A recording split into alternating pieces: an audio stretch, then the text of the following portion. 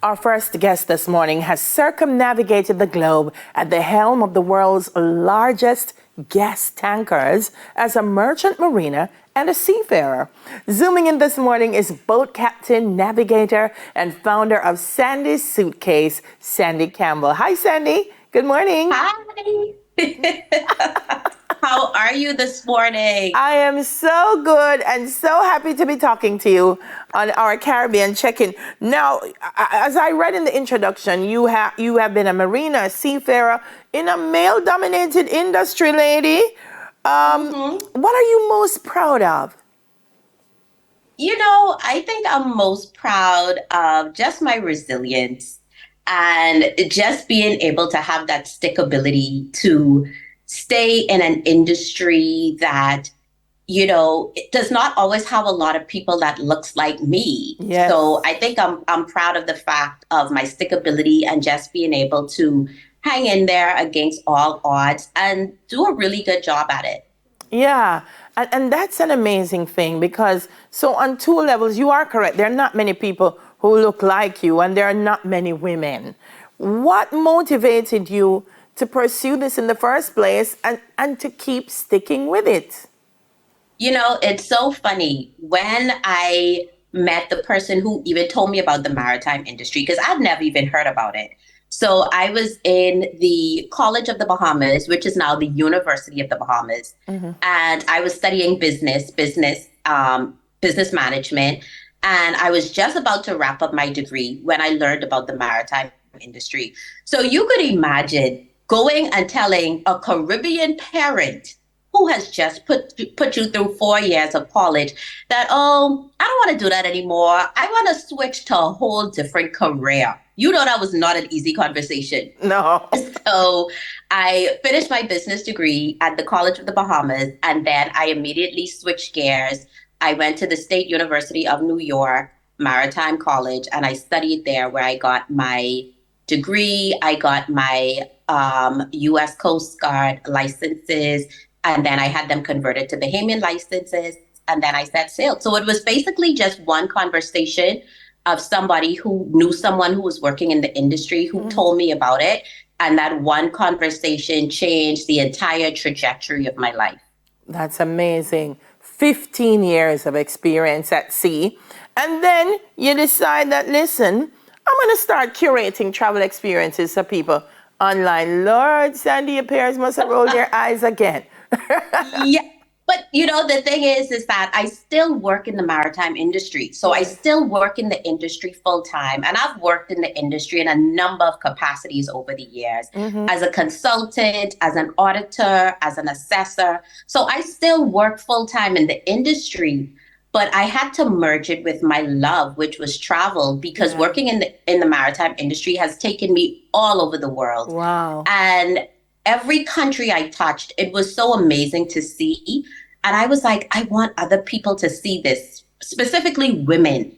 I want other women to see this. And so I created a travel club called the Suitcase Squad, where I take women, majority women from the Caribbean, or women from anywhere, right? And I take them with me on all these bucket list trips, and they get to see some of the destinations that they've been wanting to see or that's on their bucket list. So I kind of merged the two. So, I'm a busy girl. So I know it's, as you said, it's mostly Caribbean people. What are some of the things that surprise you the most when they check in and say, okay, I want to travel? What do we want to see? What are the experiences that you find we're most fascinated with? So I think that from what I've seen from a lot of Caribbean people, we want to see the things that we see on Instagram. So all of the Instagrammable sites, the Balis, the Italies, those are some of the things that they want to tick off their list. Yeah. And it brings me such joy because growing up in the Bahamas, our vacation was always Miami, Fort Lauderdale, and Orlando. That was it. Miami and Fort Lauderdale to shop, Orlando for the theme parks. That was like the holy grail of vacation for us. So now it's so exciting to see us venturing beyond South Florida, beyond the United States and into the world. And the same thing with the Caribbean, to see my fellow Caribbean people like venturing out outside of the United States is just, I'm so happy and it just brings me so much joy. Yeah, yeah. You've been to maybe more than 56 countries. Yes. Tell me your top 5 in terms of travel experience. Ooh, that's a tough one. I only get to narrow it down to 5. Yeah, well, we'll see. Let's start with 5 first. Then I'll give you a broader. Well, first of all, I love traveling the Caribbean. So I've been to Jamaica at least 5 times. Nice. I also love traveling Europe. So my favorite destination in Europe would be Greece.